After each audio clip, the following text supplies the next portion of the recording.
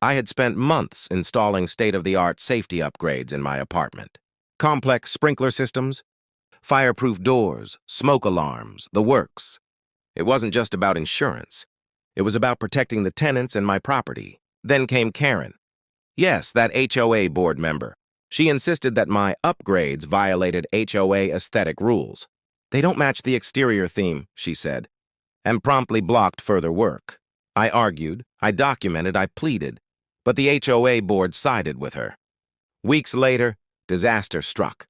A faulty wire in one of the older units sparked a fire. Flames spread quickly, engulfing 8 apartments. Smoke filled hallways, alarms screamed, and chaos erupted. Thanks to the safety systems I had been allowed to install, the damage was contained. Sprinklers doused several flames before they could spread further. Smoke alarms alerted tenants in time for a safe evacuation.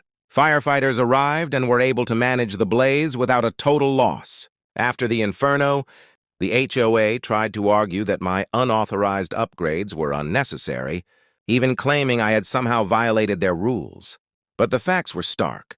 Without my foresight and partial upgrades, the disaster would have been catastrophic.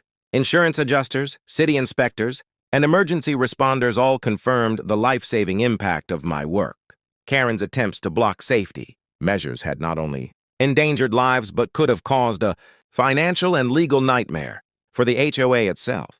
Court proceedings followed. The HOA was held liable for interfering with safety improvements. Tenants were compensated for trauma and damage, and the HOA was ordered to allow full safety compliance immediately. Karen's overreach became a cautionary tale, whispered at every community meeting thereafter. Walking through the rebuilt apartments weeks later, I couldn't help but feel vindicated. What started as bureaucratic pettiness had nearly turned deadly. But thanks to foresight, persistence, and the partial safety measures that were allowed, disaster had been averted. Sometimes the cost of ignoring safety and the arrogance of one, Karen reminds you why property rights, tenant safety, and a little stubbornness aren't just legal matters. They're matters of life and death.